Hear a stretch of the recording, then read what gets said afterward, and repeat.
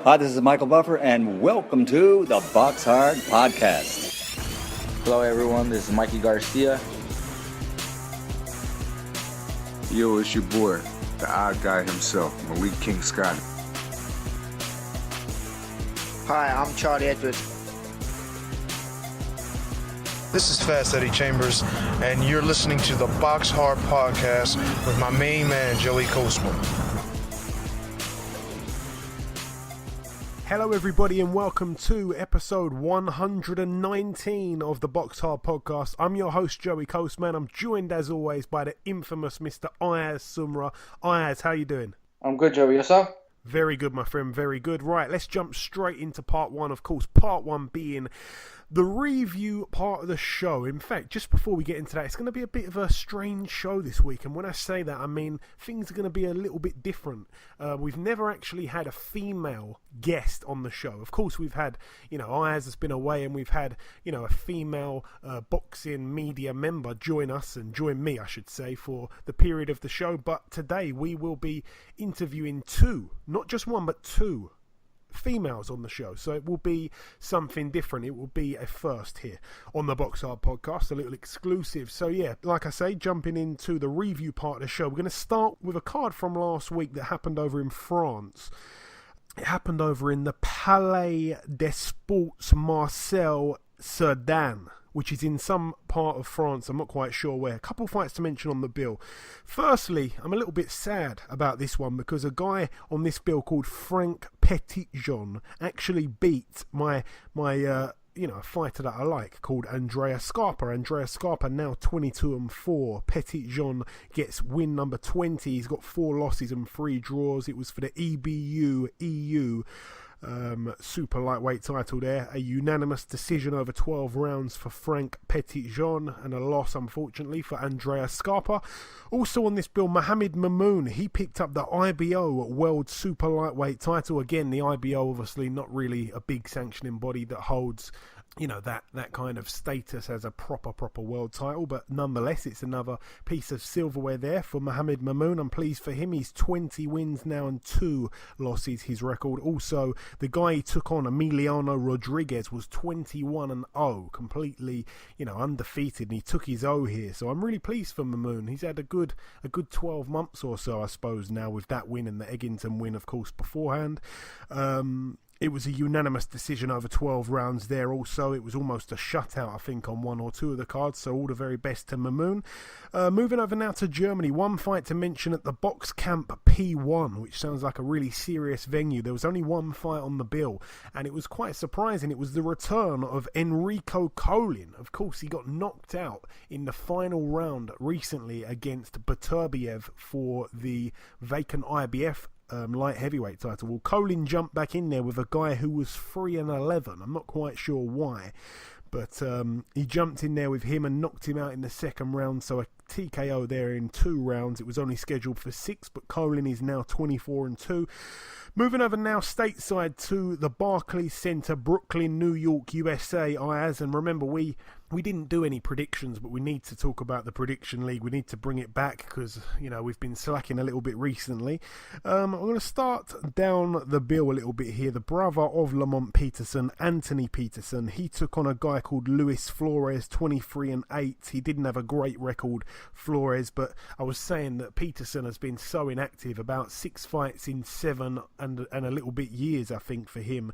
He returned to the ring and he picked up another win here, a unanimous decision win over 10 rounds. It wasn't televised. I haven't seen it. That is win number 38 for Anthony Peterson. He's now 38-1. Flores gets another loss, 23-9. Also on the bill, heavyweight Polishman Adam Kalnacki. He moved to 17-0, a KO in 6 rounds against Iago Kiladze, which was a really good finish. I saw the finish again. It wasn't televised, unfortunately, but I'm getting to like Kalnacki. I think he's quite a solid fighter. I think he's based in Brooklyn. I could imagine it would be quite a decent fight between him and Big Baby Miller. Yeah, I'm getting to like Kalnacki. I think he's got quite a bit of talent about him. 17-0 now. Marcus Brown was on the bill. He took on Francis Ntetu, who was 17-1. I think last week I said that this could be fight of the night. Marcus Brown, some people kind of saying he should be stepping it up, and whenever he does step it up, he looks really, really good. And here was no different. He picked up a TKO in round 1 against Francie and Tetu, so he's now 21-0, Marcus Brown. I really like the look of Marcus Brown. Ayaz, obviously, he's in that division, the light heavyweights, which again, there's so many guys at light heavyweight which are really going to be the future of boxing. Marcus Brown's one of them. Anthony Yard perhaps is up there, maybe not so much advanced as Marcus Brown at the moment. Definitely doesn't have the amateur pedigree that Brown has, but the light heavyweight division's really looking like a great division for years and years to come. Ayaz, would you agree with that? Oh yes, I agree with that. Okay, short and sweet there from you, Ayaz. Let's talk about the two main fights. I'm going to start with the co-main event / the chief support. Robert Easter Jr. 20-0 took on Javier Fortuna 33-1 with one draw. It was a strange fight. I mean, Robert Easter Jr., a lot of people very high on him, and I thought he was quite a solid fighter. He just didn't really look too good, to be honest. The fight itself, obviously, we know going in, Fortuna missed the weight, but he did come to fight, and we saw that very early on. He was looking to land the heavier shots, and I think he did land the heavier shots really throughout the period of the fight, really. Most of the heavy shots were from Fortuna. He seemed to carry the more power between the two fighters. Certainly in the early rounds, he was really landing some great shots. The referee took a point off Fortuna without warning him. I think that was in maybe the second round, something like that. It was really early, and it was really premature. I really wasn't happy with that. I think that was bad officiating. Fortuna seemed to hurt Easter multiple times, especially in the early rounds as well. Easter just was not using his jab. He wasn't using his size. He kept throwing short left hooks instead of just jabbing with that good jab that I think he does possess at times. And when he was jabbing, the few times he was jabbing, there was just no conviction. He was just pushing out the jab. Obviously, we saw Adrian Broner yelling advice to Easter, telling him to jab from ringside. He wasn't listening to a word AB was saying. Fortuna, he showed a lot of elusiveness, to be honest. The speed was really working well for him. Easter, like I say, really poor judge of distance throughout the fight. It was really unbelievable. The mid-rounds, I'd say Fortuna seemed to lose the spring in his step a little bit, maybe tire a little bit. And in the 6th round, I remember that round, I noted that down. Easter landed a straight right, but he stood square on. He didn't bring the hand back to his shoulder. He threw the right, and he stood completely square on with the guy. Come back very lazy with his defence and got caught by a big left hook, which stunned him momentarily. There was only a few seconds left in the round, though, so Fortuna wasn't able to capitalise on that. But that was a big moment of the fight. The movement seemed to be a real problem for Easter, though. He couldn't cut off the ring effectively. He was made to look quite ordinary. He was very scrappy, in the fight. I think generally the rounds 7, 8, 9 and 10 were quite scrappy. Round 11, there was some decent action, but you'd probably have to edge that round to Easter. Round 12, Fortuna found a bit of a second wind and definitely won that 12th. I wasn't really scoring it, to be honest, Ayaz, but in my gut feeling, I felt that Fortuna edged it, really. I know that the point off early, could have, it did play a factor in the cards, but I thought it was a really close fight. It could have really gone either way, but my gut feeling, I thought Fortuna won. Obviously, the other champions at 135 Ayaz, I say the other champions, I'm not quite sure what Mikey Garcia is doing at the moment, but again, he's around that weight. Lomachenko is just 5 pounds below that weight, and Linares obviously will be fighting this weekend. We'll talk about that later on in the show, but all those guys there, Linares, Garcia and Lomachenko, if you were advising Robert Easter Jr., I'm sure you'd say stay well away from those fights for the moment. Yes, I'll agree with you on that. Yeah. Let's talk about the main event. Errol Spence Jr. 22-0 going in, putting his IBF World Welterweight title on the line against Lamont Peterson. Very valiant effort there from Peterson. I know that we all didn't really give him much of a chance going in. I thought that maybe he could pose a few problems, but I just don't know. Not much really happened in the first round. It was. I mean, they were kind of feeling each other out a little bit. Not really giving either a chance, not really taking any risks. It was a little bit of a chess match. I suppose you'd probably give those rounds really to Spence. More so for the punch out, but not really that he was landing any telling shots at all. The first half of the second round, Lamont landed a couple of really encouraging right hands. Spence seemed to look a little bit like he was going to be in for a few problems, I suppose, over the course of the night. But like I say, it was only half a round that really lasted for. The second half of that round, Spence landed a big shot which seemed to trouble Lamont, and from that point onwards, Lamont was on the back foot pretty much for the rest of the fight, really. Spence was repeatedly going to the body early on. Peterson landed 2 left hooks high up on the head of Spence that Spence, tried to say were behind the head at one point, which I thought was laughable. Round 3 was a good round. Round 3 was a good round. I think there was a lot of back and forth there. Again, referee Harvey Dock warned Spence at least 3 or 4 times in the first 4 rounds for low blows. Round 4, Spence was quite comfortably winning the round for me. I think he won that quite easy, really. That was where he kind of seemed to take over, in all honesty. Spence's speed and power was really playing a big factor. Lamont was obviously down. Lamont Peterson was down in round 5. We all knew that Errol Spence, despite being very explosive, he doesn't really have the power of a Matisse. We were going to be very shocked if he got Lamont Peterson out of there quicker than Matisse did. But yeah, he had him down in round 5. Lamont didn't hold when he got up, which was really silly. I don't think his recuperation skills are really the best. And he got up. You'd imagine he should be trying to hold, but he was just trying to fight fire with fire way too often. He looked like an old man a little bit. I know that he's been extremely inactive, really. Again, like his brother, like I said last week, I made that point. He's been really inactive, and that seemed to play a part. Maybe he seemed to tire as the fight went on. But again, you've got to give Errol Spence credit for those body shots that he was landing, like I say. But no, Peterson, he looked flat-footed, almost like he was in quicksand. After 6 rounds, Spence was clearly ahead. It seemed like it was just one-way traffic, really. It was getting a bit hard to watch. Peterson's eye was swollen as well. Spence in the 7th round was displaying some showmanship, switching stances, landing shots, but nothing too big, really.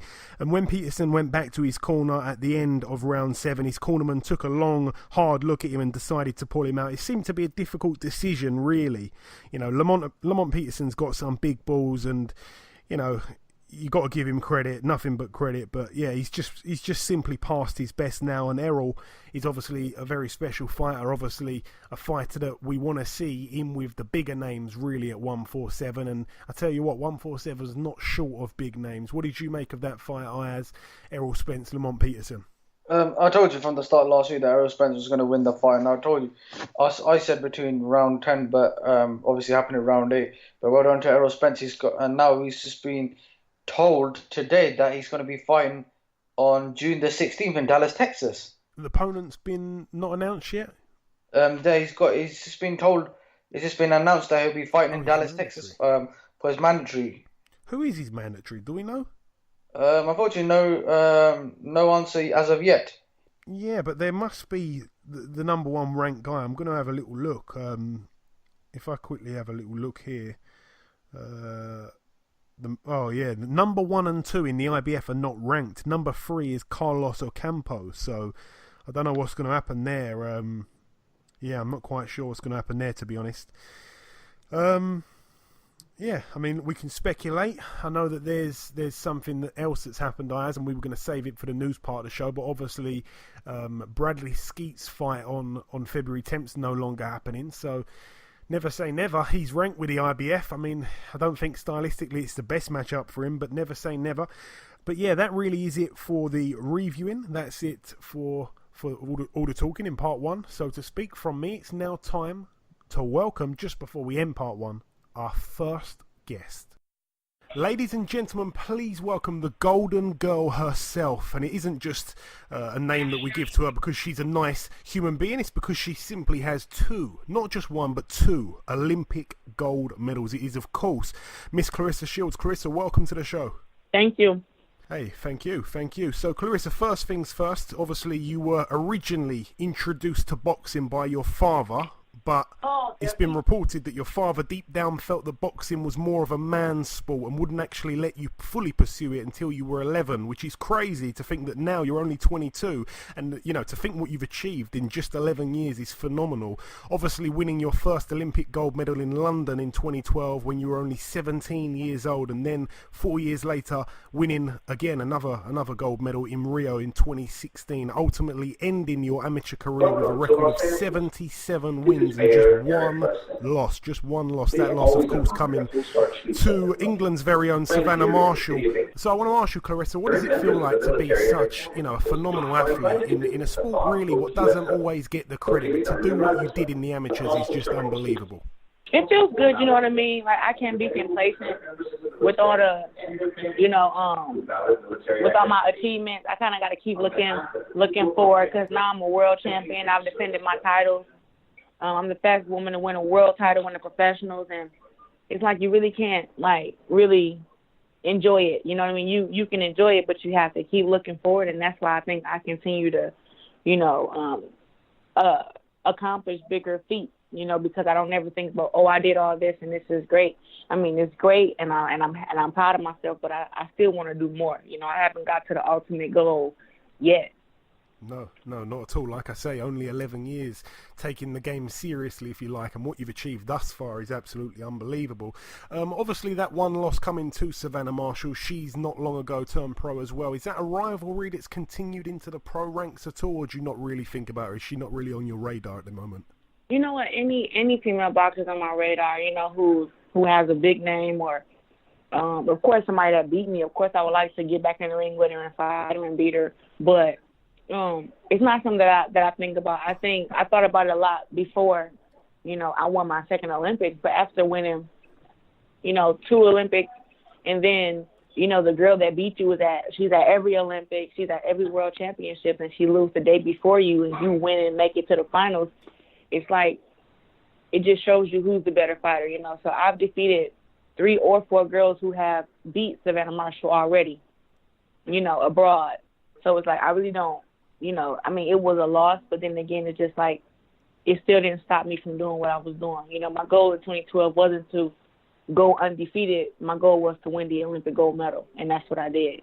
Same thing 2016, and I only lost one time in my entire life. So, it was just a loss, and I don't really take it personal, not even more. And I would love to fight her again, of course, but, she's at a different weight class right now, I think. And, if she wants to make the fight happen as much as I do, then it'll happen. But it's not a make or break thing for me. Of course, I would love to avenge my loss, but if I don't, I'm still a better fighter and a greater fighter than her. It doesn't matter to me. And obviously, you decided to turn pro in November of 2016, Claressa. Was it an easy or was it a tough decision to turn over and, become a professional? It was hard because I know I could go back to 2020 and win another Olympic gold medal without even, trying hard. I know that I could do it. But then again, it's like turning pro, I didn't know what they offer. I didn't know if they would, give me my recognition, you know what I mean, and give me my respect. But I knew that without me, women's boxing wouldn't grow.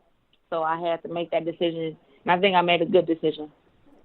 I think so too, and I just want to quickly run through, the fights that you've had thus far in the pro ranks. Obviously, in your debut, you took on Franchon Cruz Dezern in what was her professional debut. Also, you dominated her over 4 rounds, winning every round, making your professional debut a successful one. Your next fight was against Silvia Sabados, which was for the NABF title, in which you recorded your first professional knockout and grabbed your first title.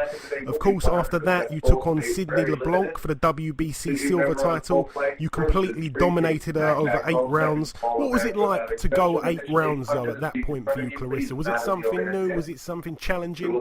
It was definitely a test for myself. I've always put, people, just in general, we always put limits on our bodies. And I thought that my limit was, the most I ever had boxed was 6 rounds. So getting ready up in camp for an 8-rounder, it was like a lot of sparring, a lot of running. I had changed in my diet, and I wanted everything just to be perfect, and I didn't want to, get tired during the last round, just in case if I had to go on.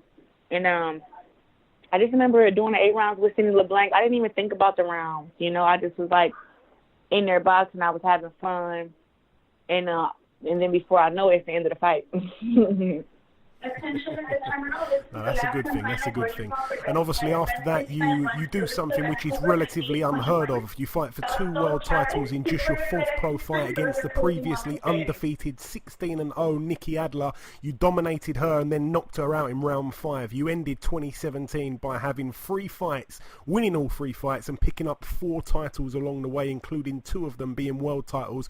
It was a sensational year for you, 2017, Claressa. Is it right up there with 2012 and 2016, or is it bigger than that? Is it not as good as that? How did you see it all? Winning a world title? Yeah, just the whole year 2017. Would you say it was as big as 2012 and 2016? I gotta say it was bigger because it's the future. You know what I mean? It's not the past anymore. So of course, I like for every year to get better, me to conquer a different feat. So I gotta say that 2017 was definitely better than 2016. Even though I love the Olympics and I love fighting the world championships, but still just like, you got to keep looking forward. And there's always a level above everything. Like there's a level above being a world champion, and the level above that is being a world champion, but also being an international superstar, like on Anthony Joshua level. There's a level above being Anthony Joshua level, and that's the level of Muhammad Ali. And I think Muhammad Ali is the highest you can go when you think about as far as in the feats. And I'm just trying to keep setting goals to where I can be, as great as Muhammad Ali. I'll never be better. I'll always take second place to Muhammad Ali just because of my respect and love for him as a person and as a boxer. But it's just like there's always levels, and I feel like I up the level every year. So of course 2017, 2018, I plan on making it better than 2017. Yeah. I absolutely love that answer. That's 100. I agree with every single word there. Muhammad Ali especially being a hero. Obviously, you've got the IBF title now and the WBC title now, Claressa, and I've actually dissected what they stand for. Okay, so the IBF, in my opinion, you've got that belt. It stands for I beat females, and the WBC stands for Women's Boxing equals Claressa. Okay. That's what I'm renaming it to. Women's boxing equals Claressa. That's what I say. But anyways, in your last fight, obviously, which was just a couple weeks ago now, you took on another undefeated fighter by the name of Tori Nelson. She was 17-0 with 3 draws. You beat her unanimously over 10 rounds. I didn't happen to see the fight, but I know that online, some of the boxing world, were saying that you looked a little bit average, that the fight was a little bit boring, but you did win every single round. It was a complete shutout, and it was also your first fight where you'd gone 10 rounds. And Tori Nelson, it was her 13th fight that she'd been 10 rounds. I suppose you just can't please everybody, Claressa. I didn't think the fight was boring. I mean, when you got somebody, I just think that she was tough. And I think that, I didn't do anything spectacular that fight. I won. I dominated. I used my combinations. You know what I mean? I didn't drop her. But I almost dropped her. But, she was just good at surviving. I didn't think the fight was boring. Yeah, even when I watched it, it was, I threw over 656 punches, and you tell me that's a boring fight to you. And I landed over 40%. So I guess you can watch the fight yourself. But I didn't see any articles to where they said it was boring. But I've seen people, put their expectations on me of saying like I should have knocked her out, and I'm just like, I was thinking to myself, you get in there and try to knock her out. She's ducking and she's holding. And you get your combinations off. As soon as you get off a good punch, here she is clinching you. So, I just did what I had to do. I didn't really try to, Yeah, no, I'm really just talking about, I think it was one person that you responded to on Twitter. I haven't really seen anything else, but that one person I thought was a little bit harsh because, like I say, she'd been 10 rounds, not just had a fight scheduled for 10 rounds, she'd actually done 12 10-rounders before that fight. It was your first one, and you completely shut her out. So I think that you should be given credit for that, but it is what it is. Like I say, you can't really please everybody. What did you make of the fight itself? I know that you just briefly touched on it there, but you've now taken 2 girls' unbeaten records in your last 2 fights. How did you assess your performance the other night, like I say, against Tori Nelson? I think I should have used my brain more, you know what I mean? I felt like it was like I was sparring against a novice fighter when I was in there. So I didn't really have to do much. I wasn't worried about getting hit with a big shot. I was more of just making sure I didn't get headbutted. I used my combinations and I used my jab, and it wasn't like, tricky. I think if I would have used my mind more and I would have, used some feints and would have feinted her and then threw my shots, because it's like she kind of braced up for everything that I was throwing. You know what I mean? So it was like she knew that I wasn't like if it was like I was lined up to go to the head, I was throwing punches to the head. I snuck down to the body on her a few times, but I think that I should have set up my punches more, kind of like Earl Spence did against Lamont Peterson. You know what I mean? Like, make all my shots count. You know what I mean? Instead of, I throw combinations and they all land, but make them like severely land, severely do damage. And I think I started doing that. I was going to the body from the second and third round, but I think I really started to look at where I was, aiming my punches and being precise, like 6th, 7th, 8th round. And I think I should start doing that earlier, because I know the 6th round, when she came out for the 7th, she was really, really tired. She was weak. You know what I mean? But, she still was able to survive. I didn't hurt her enough, early on. So that's why she was able to last the whole 10 rounds. And I think I should have maybe slowed down more. But I gave myself an A, Yeah. I didn't, I didn't do anything superb, Well, to me, beating her was superb. But like I said, I didn't use any of my tricks. I just kind of kept it like a 1-2-3 match, a couple uppercuts here and there. I just really kept it simple. And that was just because, I didn't want anything freaky to happen. I think like maybe the second or third round, I had thought she punched me, but it was actually a headbutt. And the headbutt kind of made me dizzy.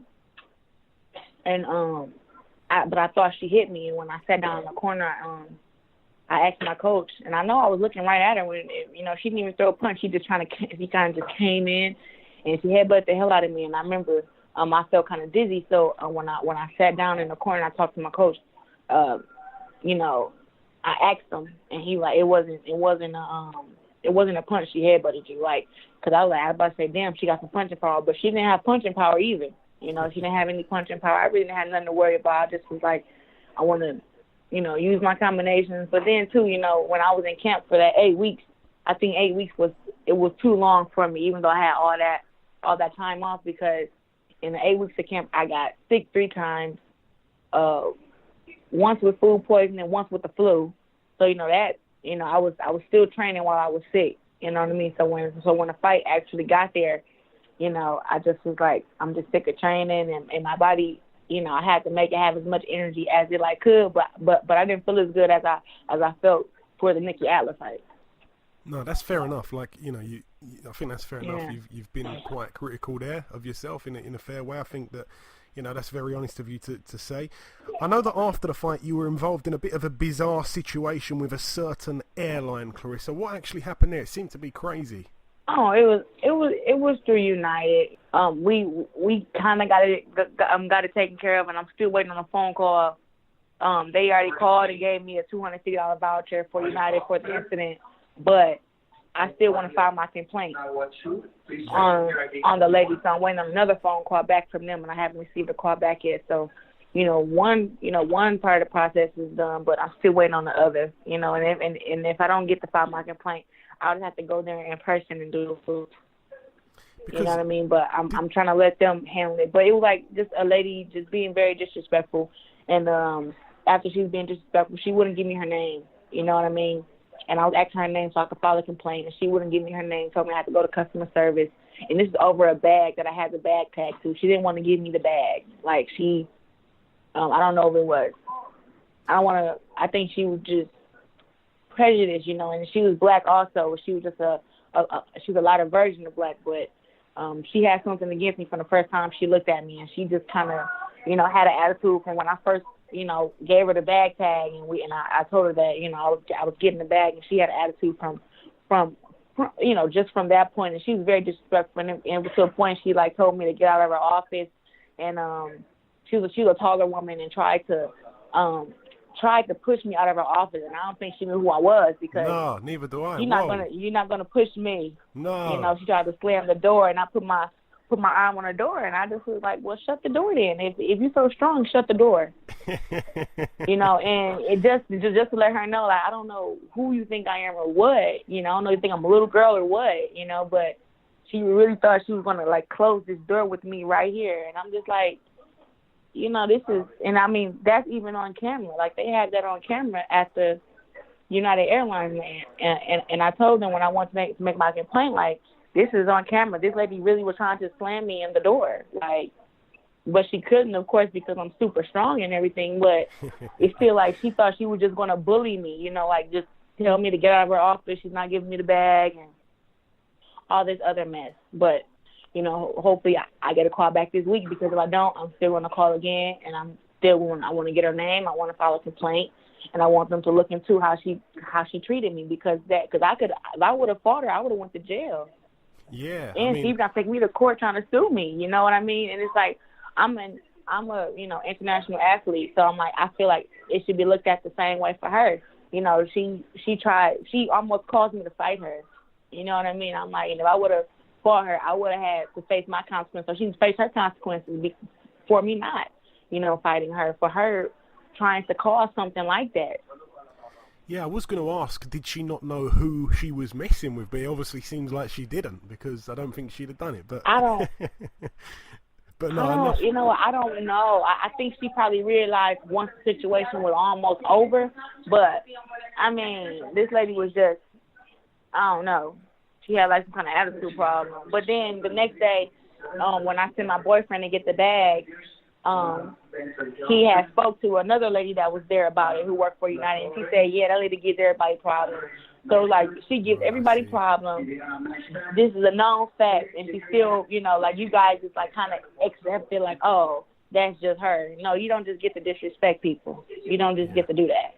No. So I really want to file my complaint. So I'm going to wait out a few more days, and if I don't get a call with them and I'm saying that they filed a complaint and they looked into it and they watched the video, then I'm going to, you know, do it myself. Yeah, no, like I say, bit of a unfortunate situation there. Let's try to, I've got a couple more questions. I want to try to whiz through this, because I don't want you to you know, to be with me for too long. I know you've got things to do. I want to ask you also, Claressa, what usually goes on in a day in the life of Claressa Shields? What do you get up to in your spare time? Oh, in my spare time, I go to Florida. I sleep. Really, I sleep a lot, to be honest. I love sleeping. You know, I go and visit my friends. I go out, you know, I go out to the club, dance a little bit, and I love karaoke. You know, karaoke is my thing. Wow. Like, really? I actually have this app called Smule on my phone, and it's like you can sing karaoke on there. You know, like they have all the songs, whatever you want to look up, you can look it up and you can sing it on there, and it actually records you. It got the words on your screen, and yeah. Wow. So karaoke is my thing, though. I really love karaoke, and you know, it's all over the board. I can sing some Rihanna, you know, I can sing some Alicia Keys. I even rap some rappers like Meek Mills and Young Jeezy. Oh, wow. Well, I think next time we get you on, we've definitely got to get a little solo of Rihanna from you for sure. Next time Rihanna, work. Oh, wow. We'll save that one for next time. I'm sure that'll be amazing. Right.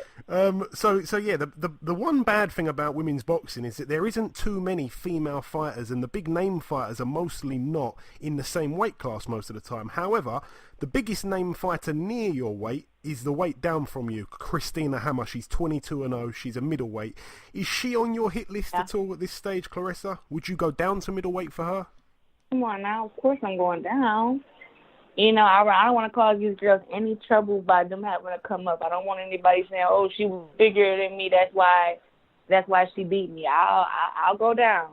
You know, just to make these fights happen. And you know, I don't know why. You know, Christina Hammer, she's not a bad fighter, and you know, I'm not going to say she is, but I just know she's not better than me. You know, like I've seen the top girls that she fought against. You know, Sophie Ann Mathis to Callie Reese and all those girls, and it's just like I'm not them. You know, I have better skills and I'm better athletically. Like I'm not just like a tough face. You know what I mean? I'm not just a big, strong muscle. Like I actually know how to box, and I think that she's never been in there with somebody as athletic as her, and that actually has like boxing skills. Yeah, no, and I think that but she's a good boxer. Though. I'm not gonna say she's bad, but I'm definitely gonna go down and fight her, and me and her are gonna fight this year. Yeah, mark my words. I really am looking forward to that one. I really hope we do see an announcement at some point. And also, and forgive my ignorance if I've got this completely wrong, but is the super middleweight division a bit of a bad weight? Because if I'm not mistaken, I'm sure there's no light, heavy, or cruiserweight division in female boxing. Is that right? I have no idea. I don't think, because when I tried to look online... I don't. Yeah, when I tried to look on I don't look BoxRec, above my weight. I just know the heaviest I get is 68, for me. There are girls that I think Franchon Cruz may be opening up the 175 division. Yeah, it's strange. But I looked online, Claressa, and when I had a look on BoxRec to see if there were any light heavyweights to see who was at that weight, there's none, and there's none at cruiserweight. The next weight up from super middleweight is actually heavyweight. I was thinking, wow, your options are a bit limited. Unless you go down to middleweight. It's a bit of a, I don't know. I'll have to look into that a little bit more. Yeah, I want to ask you also, Claressa. Do you know at this stage when you'll next be out, when you'll next be fighting? Yeah, my next fight is April 6th. April 6th. Do you know where it is or who it's against? Can you say anything at this stage? I don't even know yet. I don't know where it's at, and I don't know who it's against. I wish I knew, but we still waiting. It's kind of hard for me to get opponents. All these girls talk all this trash about, she's not that good. She's getting all this attention for no reason and all this bullcrap. But then when it, comes to them, signing that contract and gloving up, they don't want to do it. So, it's actually hard for me to get opponents because of how great I am. I don't know any other girl that'll fight against, two undefeated fighters just in her first 5 fights. If you add up all the people that I've boxed against in just my 5 fights, if you put all their records together, it's definitely more wins than losses. Yeah, you haven't fought a fighter who's got a losing record at all yet. No, Sylvia Chavez was 15-8, and then if you want to add 16-0 plus 17-0, what is that? Freaking 33 right there. That's 33-0 right there. And then plus the 15 of Sylvia, that's 48. And then if you want to add the 4 from Sydney, what is that? 52. So I'm 52-8 if you up in the opponents that I've boxed against. That's insane. You know what I mean? That's not even. I've never even heard of it. So whoever you do end up fighting on April 6th, it's going to be another win for you, I'm sure. Hopefully, if they can't get an opponent, hopefully they can maybe ring up United Airlines and get that woman in. That'd be great. Nah, I'm good. She's the kind of lady who probably take me to court. She looks kind of crazy. I want to ask you also, Claressa, just coming down to the last couple questions now. I like to ask this question to all of the fighters that we speak to from overseas. Who would you say is your favourite UK fighter? I know you're only young, you may not know some of the history, the history in UK boxing, but who's your favourite UK fighter that comes to mind straight away? It can be a fighter that's still fighting now, it can be a fighter that's retired years ago. Well, I have to give it to Anthony Joshua right now. Yeah. I love and adore him. I think everybody knows that, though. I love and adore Anthony Joshua. That is like my celebrity boo. Yeah, he is obviously doing all the right things at the moment, ticking all the boxes, and arguably one of the biggest names in the sport. So I think from a British standpoint, we're all very excited about him. And finally, Claressa, just before I let you go, have you got any kind of message or anything at all that you want to get across to the UK fans? If you want to say anything just before we let you go, take it away. Well, just my message to the UK fans: you guys support Katie Taylor. You guys get behind Anthony Joshua. And I hope to one day come across the pond and fight over there for you guys. And hope you guys come out and see me. And even if you can't, travel to the U.S. and come and see me in person. And I love all my fans. Hope you guys, tweet me or whatever.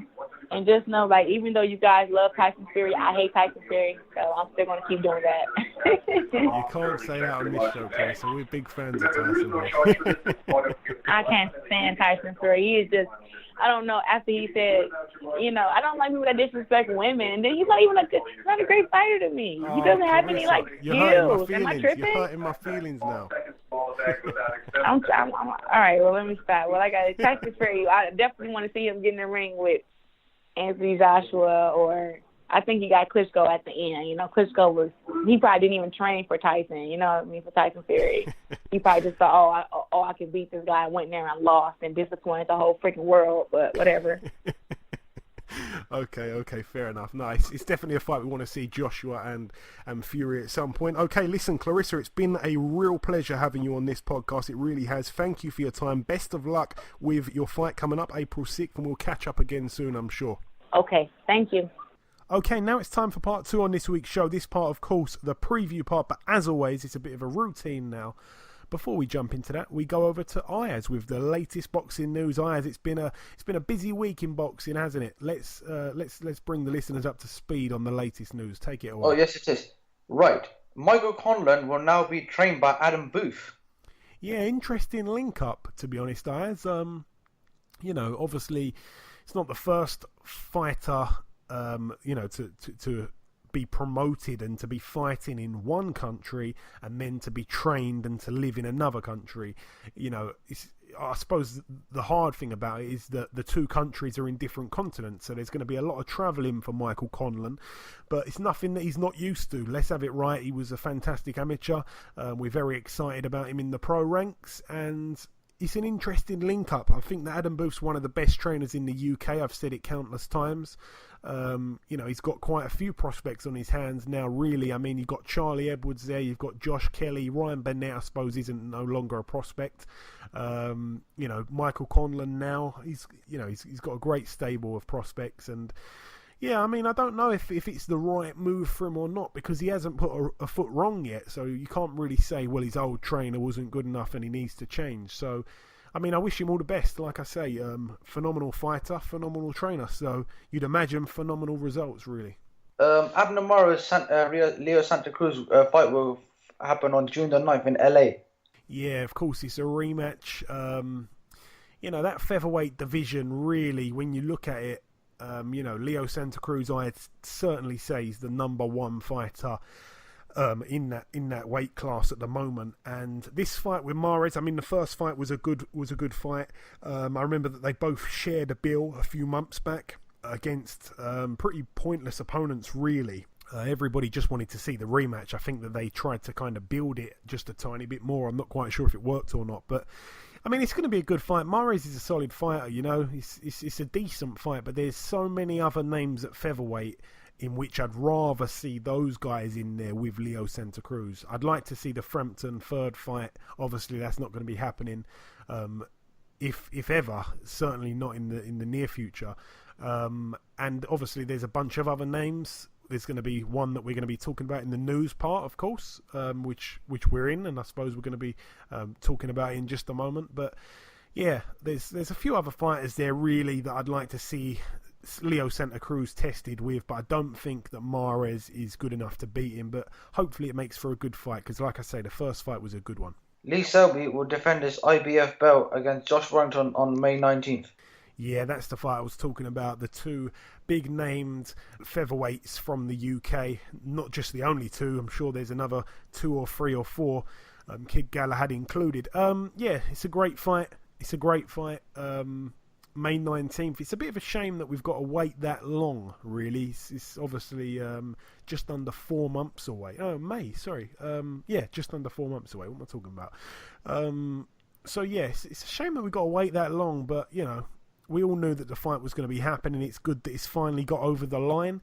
Eddie Hearn, at one stage, had both fighters, and whether they were ready or not, the fight didn't get made. And Frank Warren's only just linked up with both fighters, really, and straight away the fight's been made. So credit to Frank Warren there.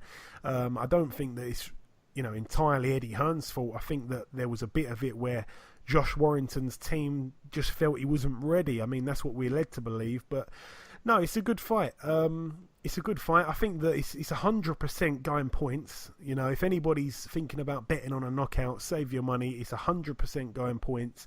And I think Lee Selby wins that fight pretty comfortably. But I'm looking forward to it. May the best man win. They seem to both be good guys. Obviously, we're a little bit biased. Lee Selby is a big friend of the show. So, yeah, I'm excited for both guys. But I'm really excited for Selby, really, because, you know, it seems like a long, long time since he's been in there with a big name. He's been taking on all these challenging fighters. You know, you can't knock Selby, but he hasn't really had that big British bust-up since, well, when you try and think about it, I suppose, since probably Stephen Smith, which seems like a long, long time ago now. So, yeah, I'm happy for Lee Selby. It's long overdue, a big fight for him. Frank Warren's February 10th card has been cancelled. Yeah, that was the bill, like I say, that Bradley Skeet was going to be fighting on. Zolani Tete was going to be defending his world title. He had to pull out with an injury. It wasn't so much that Bradley Skeet was a big part of why the show's not going ahead. From my understanding, after Zolani Tete got injured, the show was still gonna happen, but Daniel Dubois has been ill in the past couple weeks and he's not been able to properly train, so that is the reason. So, you know, Zolani Tete's injury paired with Daniel Dubois' illness has caused Frank Warren to call the show off completely. I don't think they were having a very easy time of also getting Bradley Skeet the right opponent for that day as well. So it's a shame, really, but yeah, it goes to show how much Frank Warren's got invested in Daniel Dubois to pull a show down for a guy who's only like 5-0 or 6-0, Daniel Dubois. So just goes to show how important he is for Frank Warren's future plans. I'm a bit annoyed, really, because I was really looking forward to going to that one, but he has put a card on I think it's at York Hall. Yeah, it is at York Hall on the 24th of February. So 2 weeks after that date, it's going to be probably a bit of a prospect show. So I don't think you'll have Bradley Skeet on there, but it should be a few prospects. I know that Archie Sharp will probably be on that bill because Archie Sharp, funny enough, his baby, his girlfriend is heavily pregnant, and their baby is due on February 10th. So for him to fight on that day, I said to him, you know, like, obviously I speak to him quite a bit, you know, not on the show, and he was kind of like, you know, I've got to fight on February 10th, but the baby's due, it's going to all be mad, and I'm pleased for him, he's got an extra 2 weeks, so hopefully the baby comes on time and everything's well, and, you know, he can fight 2 weeks later. Hopefully he gets a decent amount of sleep in before that fight, but yeah, I'm sure he'll be on that bill amongst some of Frank Warren's other top prospects, so I'm excited for that one. I love a York Hall card, everybody knows that. Finally, Adrian Broner will face Omar Figueroa, and on the undercard, Gervonta Davis will be fighting.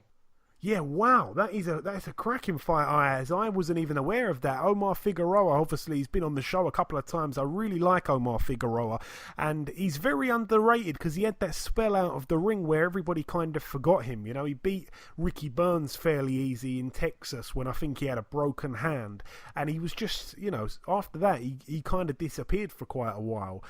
It's going to be interesting to see what weight it's at. Does it say what weight it's at all, Ayaz? Unfortunately not. Yeah, because it was funny because obviously Figueroa, really and truly, when Figueroa was I was going to say winning fights, but he's still undefeated. But when he was really on a roll, you know, he was fighting at lightweight, and then he moved up to 140 for Ricky Burns, and then he really ballooned up when he took on Antonio DeMarco. He actually weighed in at a junior middleweight. You know, he was 151 pounds for that one, and then his last fight against Robert Guerrero, in which he knocked him out in the third round, which was unbelievable. It really was a brilliant performance, especially coming off of, you know, like over a year and a half out the ring, and he got in there against Guerrero. But obviously that fight was at 147, so it'll be interesting to see if this is at 140 or 147. I'm going to send him a text. I'm going to send him a text right now, actually. Stay right there. This could be exclusive. He might not get back to me. Hang on, stay there. Omar Figueroa. Omar, congratulations on the Broner fight. I know you've wanted it for a long time. What weight will it be at? Right, there you go. That's an exclusive. I've sent him that one. So hopefully he gets back to me. Omar's a nice guy, but yeah, like I say, undefeated fighter, very skillful fighter. He's 27-0 now with 1 draw. Adrian Broner, I mean, you just don't know what version of him's going to show up. I feel like we've said that so many times. I mean, you know, when he's on his job, he's phenomenal. He really is. Whether you like him or not, he's a really, really good fighter when he's on his job. And we saw glimpses of that when he took on Mikey Garcia in the later part of the fight. And Mikey Garcia said to me a couple of weeks ago that, you know, Broner can really punch as well. So it's interesting. I think what weight is that really makes a big difference to this. I think if it's at welterweight, I think that Omar's probably got the edge, because I think naturally Omar's, you know, I think he kills himself to get down in weight a little bit, because he certainly balloons up. It's either that or he's just not the hardest trainer out there. But then again, neither's Broner. So it's a great fight. But Omar Figueroa's wanted that Broner fight for a long, long time. And this is his chance. And I tell you what, if he beats Broner, that's a huge name for his resume. His resume has got some great names on it, but I think it's probably lacking that one standout name. And this could be it for him. But saying that, you know, like I say, if Broner switches it on, Broner's a brilliant fighter. Broner would definitely have to be the favourite in that fight. But boy, oh boy, I really give both men credit for taking the fight, and I really hope that Omar can get it done for sure. Oh, and also, Gervonta Davis on the undercard, yeah. It would be good to see him fight again. Again, his last fight on that Mayweather-McGregor undercard, when he missed the weight, he seemed to not quite know where he was. It was really weird. He kept gazing up in the sky. It was bizarre, but he got the job done. I'd like to see him in there with somebody that we know, not just a guy who had a bunch of wins, you know, against complete journeymen. So yeah, I'd like to see him tested, and you know, he's a great fighter as well. And it's funny that he's on Adrian Broner's undercard, because those guys absolutely can't stand each other. So yeah, I mean, we'll have to reach out to Gervonta's people, hopefully get him on the show, and Omar Figueroa the same, I'm sure. That's it for the news. Okay, thank you very much, Ayaz. Right, diving into the preview part of the show now. Let's try to whiz through this. We're going to start with a card that's happening over in the Crown Plaza Hotel, Glasgow. One fight to mention over here. Gary Cornish, 24-2. He takes on David Howe, 14-6. David Howe's very limited. Obviously, we see him get knocked out by Dave Allen. Gary Cornish, we saw him get absolutely sparked out by Anthony Joshua. I think I was at that fight, to be honest. Gary Cornish is 6'7". David Howe is 6'8". So it's really two giants in there, you know, absolutely huge guys. It's a 6-rounder. The funny thing about this is David Howe has already planned a fight about 2 weeks after, so I think that's quite brave of him. But yeah, all the best to both guys. I don't really have a horse in that race either, but yeah, two big guys that, I mean, I don't want to be harsh on Cornish. I think he's okay, but yeah, I think he's probably the favourite, which is why I think it's quite brave from David Howe planning a future fight. Moving over now to the Grey Eagle Resort and Casino in Alberta, Canada. One fight to mention here. Former world champion Zab Judah, 43-9, takes on Noel Rincon, who is 21-13 with 1 draw. Zab Judah has been out the ring for a year.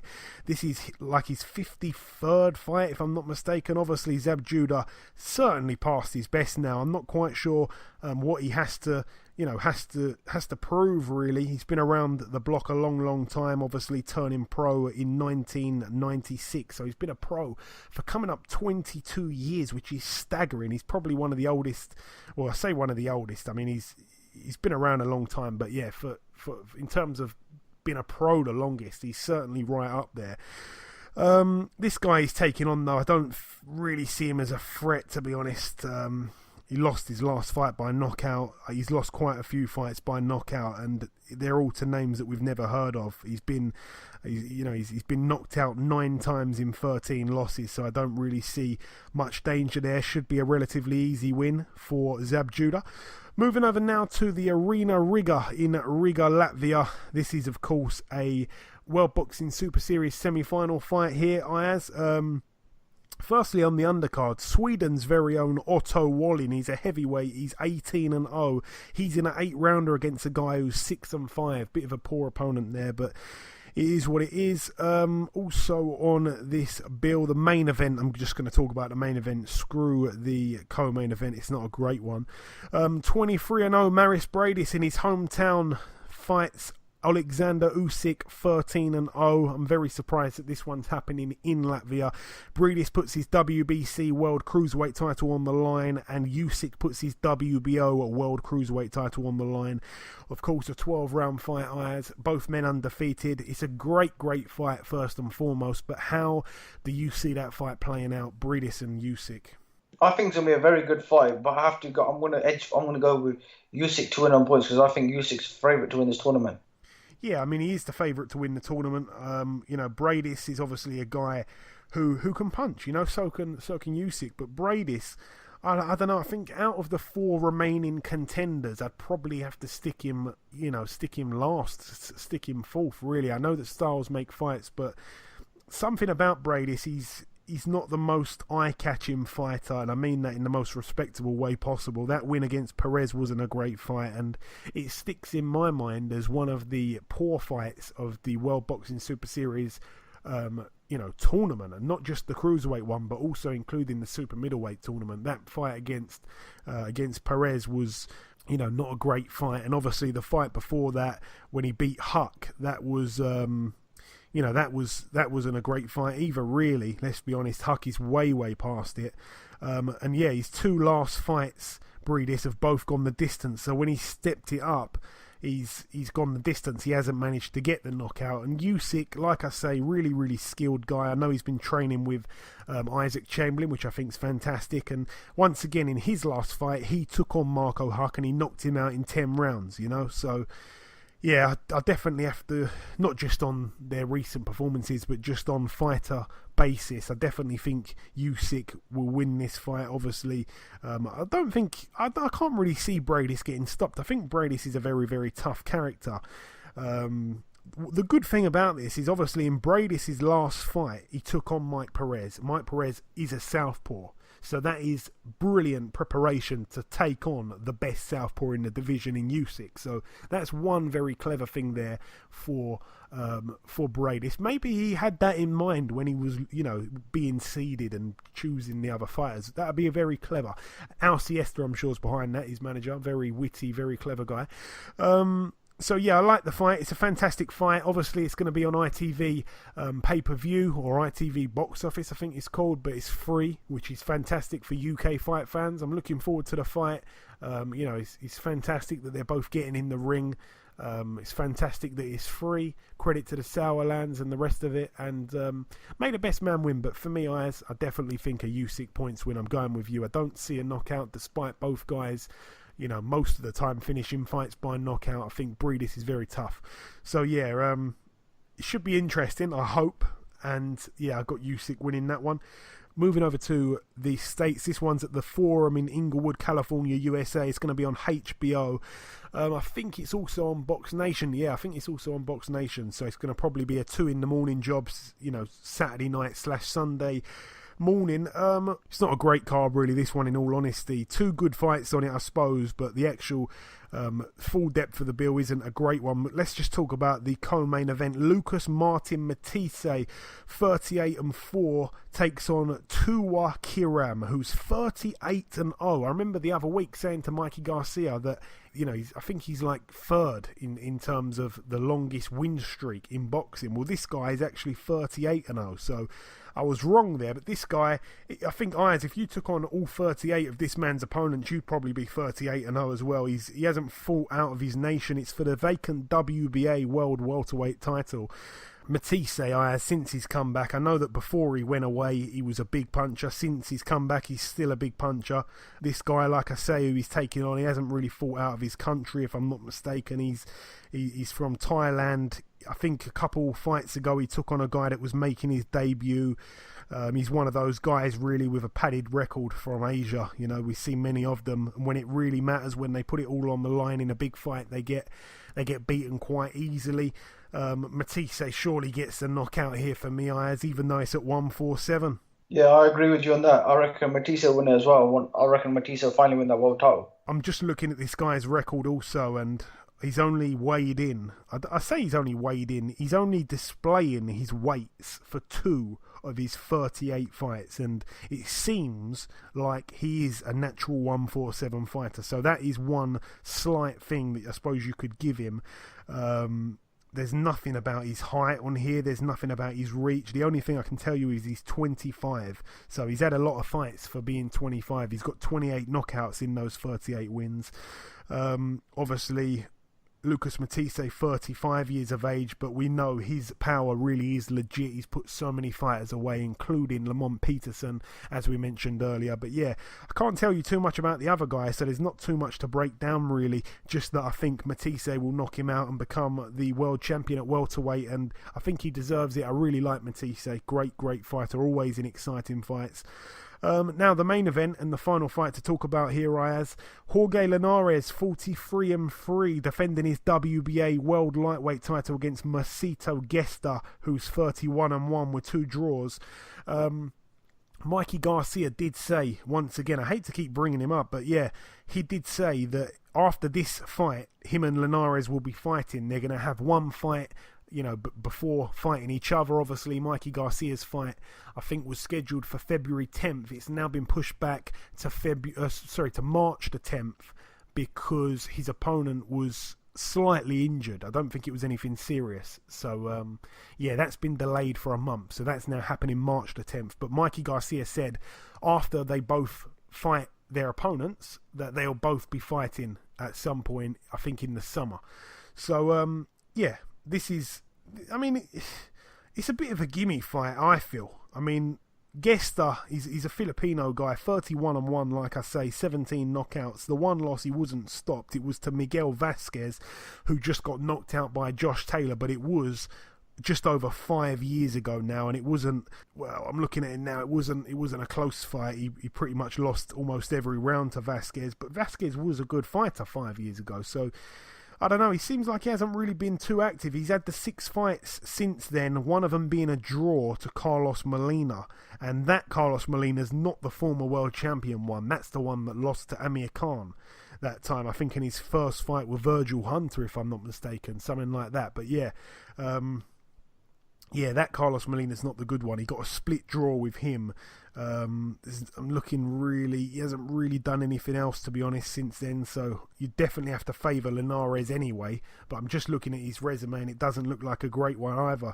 So like I say, not a great card really. I can see Linares probably stopping this guy. He is a southpaw though, that's all I can say. But like I say, the other thing that we shall mention is that in Linares' last fight, he took on Luke Campbell, who's obviously a southpaw. So very strategic moves from the managers, I think, that we've exposed a little bit on this week's show.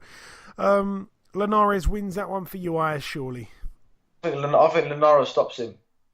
Yeah, and again, we're not really analysing this guy too deeply because again, there's not too much to analyse here. The standout names on his resume have beaten him, so it is what it is there.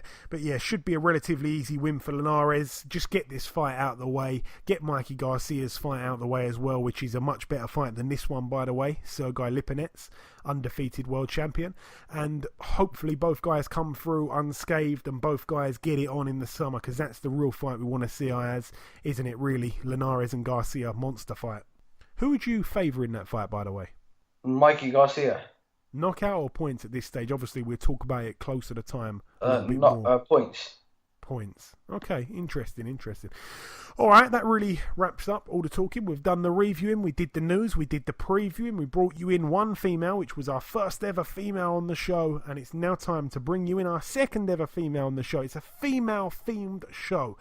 It's now time, just before we wrap up the show, to welcome guest number 2. Ladies and gentlemen, please welcome the CEO of boxing promotional outfit known as Main Events. It's, of course, Mrs. Kathy Duva. Kathy, welcome to the show. Thank you. How are you? I'm very good. Hey, it's my pleasure. It's my pleasure. So, Kathy, I think it's important to start this interview with a little bit of a backstory for those that may not know the journey that Main Events has been on since it started out. I know that it's been a long road. I know that things have been far from easy, and that everybody's put in a great deal of work, you know, for the company to achieve what it has achieved and to be where it is today. Please, Kathy, just give us a rundown of when the company first started out and, you know, the main events that have occurred in Main Events themselves. Oh Lord, it's been a long time. We're this year in May we will mark our 40th anniversary in business. So that's 4-0, and we've had an awful lot of really big fights in that time span. Our first big fight was the Leonard Hearns fight. It was pretty tough to top that. Over the years, though, we've had some other big ones. The prior Arguello rematch. We've had, you know, Evander Holyfield, large part of his career. Most, I guess, the ones that really stood out in his were the three fights with Riddick Bowe. We've had Lennox Lewis's, you know, all but I believe one of the fights in his career. So there were some terrific matches, including his fight with Mike Tyson, and his fights with Evander Holyfield, and on and on. And then, of course, Fernando Vargas, who had some tremendous fights with De La Hoya and Trinidad, Arturo Gatti, the trilogy with Ward and Gatti, of course, goes down in history as probably the three best, certainly the three best non-title fights that ever happened. And now, you know, we've moved through another, you know, to another generation of fighters. You know, with Sergey Kovalev right now, who, of course, one of the top pound-for-pound fighters in the world, is fighting with us, and you know, we've got quite a few young prospects who I hope to be able to tell you in a few years that have been in fights just as big.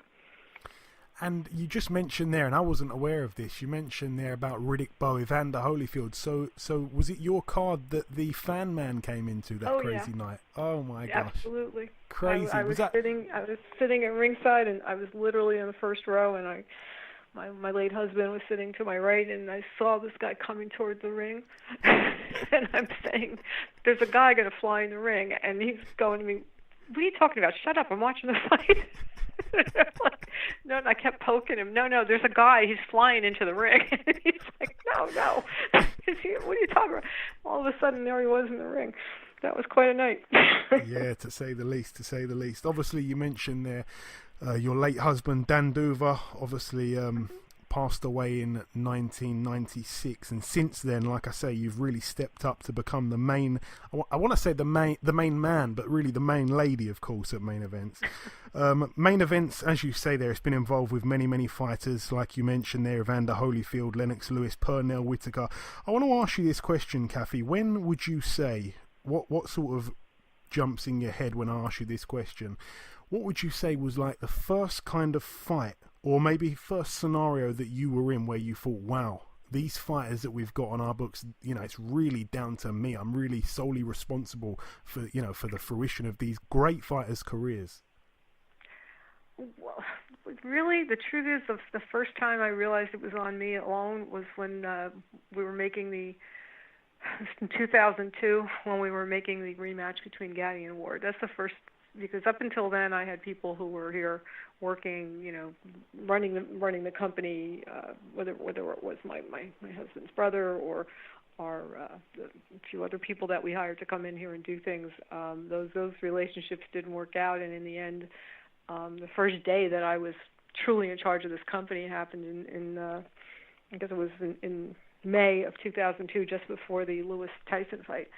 And, of course, that was also the same time that Gatti fought Ward the first time. So the first deal I ever really went in and negotiated myself was for Gatti Ward too. And the rest of Gatti's career, which was amazing. We did 9 sellout shows in a row in Atlantic City. And that was kind of the first time that, you know, it was really me, and I had to go out and do it myself. And I felt that, you know, oh shit, you know, I got to do this right. This is on me. And excellent. I'm very proud of what we did with him. And since then, you know, Tomas Ademek's career and certainly Sergey Kovalev's career have been, you know, things that were, when I say me with the staff that's here right now, because without them, you know, I couldn't do it. They were all tremendous. No, brilliant. I want to ask you this question also, just before we kind of get on to the more recent things. What would you say is your best memory so far as a boxing promoter? Oh, wow. I don't know if I could pick one, but the night that Holyfield beat Douglas certainly stands out. We won the heavyweight title. That was very big, especially, with the third round knockout, the way he did it, exactly the way George Benton told my husband and I on the way to the arena that he would do it. Said he's going to wait for that uppercut, he's going to take a step back, he's going to throw the right hand, he's going to knock him out. That's just what he did. That night, and one that's kind of, I guess, surprising, but it was I think it was the second time we had ever won a world title. We had a fighter years ago named Rocky Lockridge. He knocked out Roger Mayweather in the first round of their fight, in a fight that Rocky was given no chance to win. And that was kind of spectacular, too. So those two kind of jumped to mind. Those ones they didn't expect you to win that way. Yeah, no, of course. And getting on to what's kind of happening, at this present stage, and maybe a little bit of the recent past. Obviously, main events have signed Sergey Kovalev. That happened back in 2012. Kovalev has gone on to become one of the best fighters in the sport. Was it ever a bit of a risk in the beginning with Sergey, not really knowing if he could, capture the imagination of the American audience? I had to tell you, from the moment I laid eyes on him, there's not been a moment of doubt in my mind. He has something special, and I saw it that night. His manager had approached us and said, just put him on a card and pay him whatever you want and put in any opponent you want, because I've taken him to every promoter in the United States and Canada, and nobody wants to sign him, and I know in my heart he can win. And that was, of course, Ayaz who has now been, for the second year in a row, been named the manager of the year by the Boxing Writers Association. And I guess I had met him a few months earlier, and he seemed like such a nice man and so sincere, and we had that great platform at that point with the NBC shows, so we were able to take a chance on some people. It was a great luxury to have the platform to do that. We stuck him on an undercard against a guy, Darnell Boone, who he'd had some trouble with previously, got a disputed close decision against him, I guess. And I just looked at his eyes, and I told this story before, but I saw Ray Leonard, the eyes of Ray Leonard on the night that he beat Thomas Hearns. I saw him in the ring that night. I looked up, and this again early in my career, the first time I was really that close to a great fighter. I saw, it's weird, Sergey's blue eyes, Ray has brown, they look nothing the same, but I saw, that's all I could think about was Ray Leonard's eyes. And I watched him smoke Darnell Boone, and I was like running up to Ayaz. Yeah, sure, we'll sign your fighter, no problem. I just said, this is it, this is the guy. And then to confirm my belief, because I would always defer to his decision, Russell Peltz came running up to me and said, oh my God, that guy, who wouldn't you put him in with? And I couldn't think of a single guy. So let's do it. So I don't think he was a risk at all. No, that's great. I mean, obviously, it's been a fantastic thing, and he's a guy that Kovalev, especially, he's a guy that you personally have got a great relationship with. It's clear to see that there's something very special there, something that most promoters and fighters do not have. What makes the relationship such a good one between you both, Kathy? Yeah, I don't know. He very early on, at one point, he referred to me as his mother and Ayaz as his father. I think he sees it that way. I took a chance on him when nobody else would. And you know what? He came along when I needed him. I needed to find someone. We had that series. We had an opportunity to go out and build somebody. We had to find the guy. And I think we were just somehow destined to meet each other, because I think we were exactly what the other needed at the moment we met. And thus far, knock wood, he has proven that he is what I thought I saw that night, which is a guy who really has the makings of an extraordinary fighter, a great fighter. Made it to the top of the pound for pound list, still on it, and his career is far from over at this point. I think we're going to see a lot more excitement and have a lot more fun with Sergey. Yeah, we certainly hope so. And I must say this, Kathy, again, we know that boxing is a game where there's so many fantastic stories, so many crazy stories. Obviously, we mentioned the fan man a little bit earlier, but one of my favourite stories was actually one that you told. It was one where Kovalev had this street fight back in Russia when it was snowing. And I have tried to tell people about this, and I cannot tell the story as good as what you told it. Please retell that beautiful story. Oh God, if I can remember now. Sergey tells us that he was his car broke down right across the street from a shop that would be similar to what we would call a bodega here in the United States, a little shop that sold necessities. He went over to ask for help, and he was 18 years old, so he went over to ask for help, and for some reason the guy in the shop wasn't able to help him. He saw somebody walk out of the shop and walk toward his car. Sergey went up to his car and said he needed help, and the guy, wanted to fight him. So Sergey, he was arguing with him or whatever, and the guy, came and approached him, and Sergey, beat him up. So he goes back to trying to get his car, fixed. Something was wrong with the tire, I guess. And the guy comes back, and now he's got a bunch of his friends with him. And he talks about how these guys come at him one after the other. He said, and I think to myself, like, either I have to run or I have to stay and fight. And oh my God, there's 8-10 guys. They're big guys, and so he decides that he's going to stay and fight. So he starts fighting, and he knocks one guy out, and the next guy, and the next guy. As they're coming at him, he said, at the last moment, he had a bat in his car, and he went to grab it, and he decided at the last moment, no, I can't do that. I could hurt him badly, and so the last couple guys that I guess he hadn't beat up walked away, and another guy comes across the street now from this shop, and he says to him, what happened? And Sergey just said, I need help with my car. And he goes, what happened to these people? And he just said, they went to sleep. And he goes, and the guy looked at me and says, well, I think I'm going to help you because I don't want you to beat me up. So he tells it way better than that. And there's a lot. That is the but best he story. he really did this. He beat up a bunch of guys in the snow, and he left them. He said he left them all there sleeping. They were all sleeping in the snow, yeah. Left them sleeping in the snow. He did get out of there, though. No, that is one of the best stories. I mean, there's only a little, real short list of fighters who could tell you that story and you'd believe it. And Kovalev is that guy. I believe him 100%. And that's the best story ever. But anyways, tell our listeners, if you can, Kathy, about some of your other fighters. You mentioned there the prospects. I know that you can quite easily go on the Main Events website and you can look at the full roster there. But, just some of the names, if you could reel some off. I know you've got Cassius Chaney, a really exciting heavyweight prospect. Who are some of the other guys? Well, we've got a guy named Vaughn Alexander, who's the brother of Devin Alexander. He's a middleweight. He's exciting. He's going to be fighting on Sergey's undercard on the 3rd of March at Madison Square Garden in New York. We've also got Frank Galarza has signed with us recently. He's a welterweight, big favorite in New York, sells a lot of tickets for us there.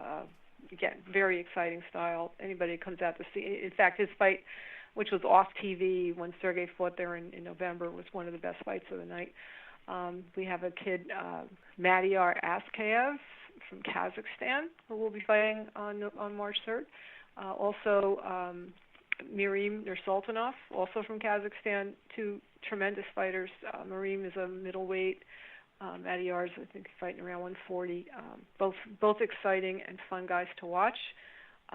We have backroom Murtal Saleyev, who is also signed with Crusher Promotions, another junior middleweight with a lot of upside, a lot of potential. He'll be on that show. We've got LaShawn Rodriguez, who's a kid from Brooklyn, and also Ismael Villarreal, who is another tremendous fighter that just turned pro on our last show in November. Both of them young and with big futures. And And who else? We have an awful lot of fights. I think there's 12 fights on the card that night because we just had so many guys that were, it's their first fight of the year, so everybody's getting their chance. They're all going to be, they're all going to be tested. They're all going to be in good fights. We've also got a guy. Turning pro on the card, Marquise Williams, who's a terrific heavyweight, just fought in the U.S. national tournament, and he's going to be turning pro as a cruiserweight, and he will be on that card as well. So I think that's pretty much the roster at the moment. And, of course, Dimitri Bivol, who is with World of Boxing and who we are working with, will be fighting Sullivan Barrera, who is the last member of our called our stable, I guess you could say, in the co-feature, which is another tremendous pick'em fight in the light heavyweight division. Dimitri being a world titleist, WBA world titleist from St. Petersburg, and Sullivan challenging him, Sullivan from Miami, Florida. Sergey, of course, is fighting Igor Mikhalkin, and also from Russia, and I think we're going to have ourselves, a great card top to bottom, and, all of our prospects are on it. So if you want to see main events roster, come out and watch.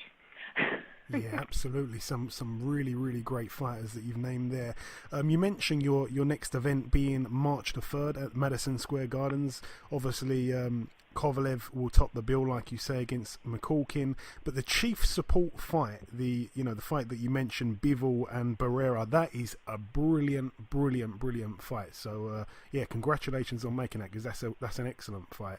I didn't know that you were involved with Bivol. I knew that you were somewhat involved with Barrera. Who's sort of more a main events fighter? I'm a little bit confused with that one. Well, no, Barrera's been here. I mean, he's been here a long time, and he's our fighter, of course. Bivol is with World of Boxing, and we were just partnering with them on this show for this fight. And if things work out and he's successful, perhaps they'll continue to partner with us. But we have a good relationship with his promoter, and not just with Dimitri, but there's been talk about working with them on some other fighters here in the U.S. But okay. Sullivan's our fighter, and he's been here. He's been with main events for quite a while. I actually signed him twice. Once earlier in his career, and when he was with another promoter, and that relationship blew up with the other promoter, and so he was no longer here, and then he came back. So he fought in the first television fight on that NBC series where Sergey Kovalev fought back in 2010 or 2012 rather. 12. He was on the first television fight on that series on NBC. So Sullivan has been with us on and off for quite some time. Okay. He's quite colorful and exciting, and as anybody who's seen him fight can attest, it's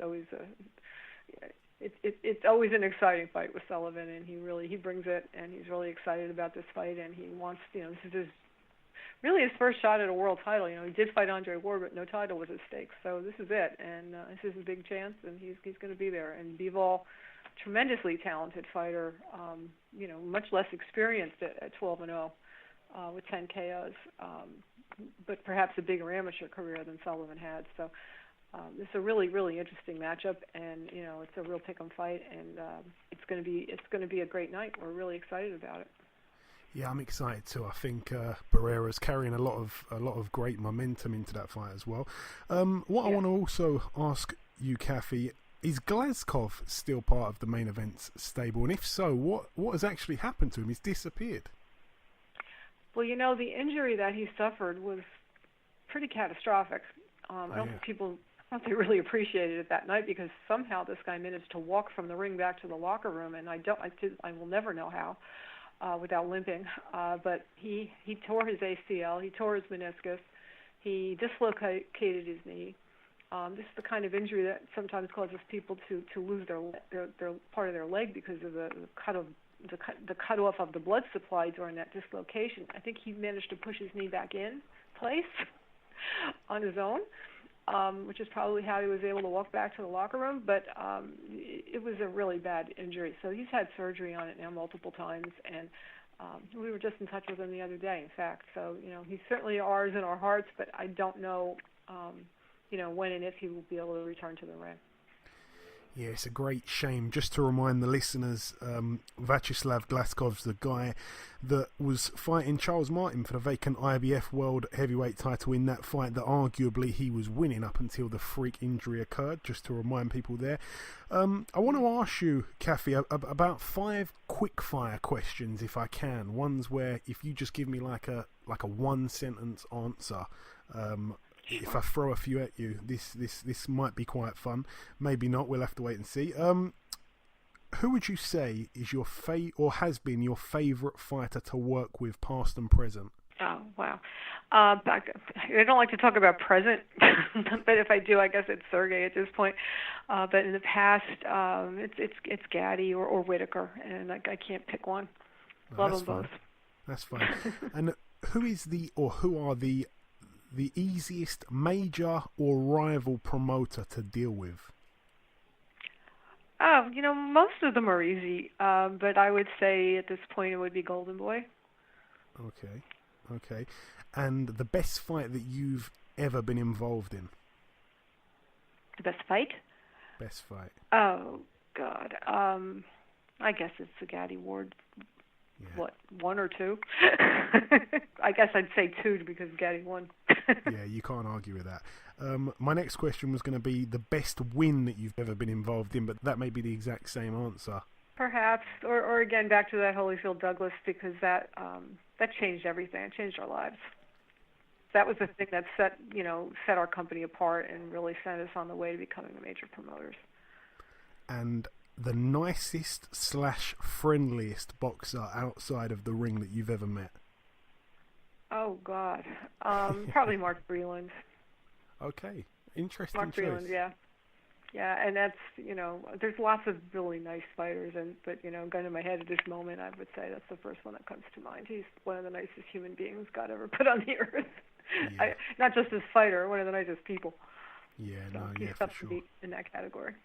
And just coming down to the last couple questions now, Kathy. Are there any other fights that you want to make or want to see this year, including the fighters in your stable that you can tell us about at all? Perhaps maybe some point in the summer or the fall period of the year? Yeah, Sergey really wants to fight Beterbiev. Of course, he's got to get past McCalkin first, but that's a fight that has been waiting for years to happen, and since they were in the amateurs. So that's one we would be pointing forward. Down the road, certainly Sergey and Bivol, is something that, again, if Bivol is successful, has to happen. If Sullivan is successful and wins the title, then Sergey and Sullivan would be a natural for later this year. That's what jumps to mind first. I'd also like to see some of my prospects, like Vaughn Alexander, or maybe Galarza, will be on prospect, but move up into significant fights. We'd like to see that happen this year too. Several of them are going to be ready for step-up fights this year, so should be a big year. Very exciting stuff. And we were asking everybody in December what was on their Christmas wish list for 2018. However, obviously it's not December now, but just for you, Kathy, we will extend that question to January here. What is on your wish list to achieve in this calendar year in a realistic world? I'd like to find a way to get another boxing series, and we work on that every day. The kind of platform that we had with NBC from 2012 to 2014 was, really enabled us to go out and find some terrific fighters like Kovalev and Glasgow, who, but for a freak accident, could be heavyweight champ today. So we have always the challenge is to find that series, and we're going to keep working until we get another one. So maybe this year, we hope. Absolutely, fingers crossed. And just before we let you go, Kathy, is there anything at all that you want to get across to the UK listeners? Anything at all? No, just that I'm thrilled to see how big boxing has become in the UK. It's really nice to watch it. The resurgence that it's had there, and I really hope that we can duplicate that here at some point. But in the meantime, I'm a little jealous, and and I'm a little upset I don't have a heavyweight to bring over there to fight Anthony Joshua. But I'll get there eventually. In a couple years. You never know. It'll be somebody, I promise that. Excellent. Okay, listen, Kathy, it's been an absolute pleasure speaking with you this week. I wish you continued success with main events. Thank you for your time, and I'm sure we'll catch up again sometime soon. Thank you. It's been a pleasure. You have a good night. Okay, and this wraps up episode 119 of the BoxHard Podcast. Omar Figueroa did text me back in the end. He said that the fight will be at 140, so that should be an interesting fight there. Another big fight also that got made whilst we've been on air. What we didn't talk about just a few moments ago in the news part is that Badou Jack will now be challenging Adonis Stevenson for the WBC World Cruiserweight title on May 19th in Canada. That one really is a humongous fight. Really looking forward to that. A huge night that one will be. A big thank you to our two guests on this week's show, the double Olympic champion and double professional world champion Miss Claressa Shields, and also the #1 female boxing promoter in the world, Kathy Duva. I've been your host, Joey Coastman. Ayaz Sumra has been Ayaz Sumra. Thank you for listening, and we will see you next week.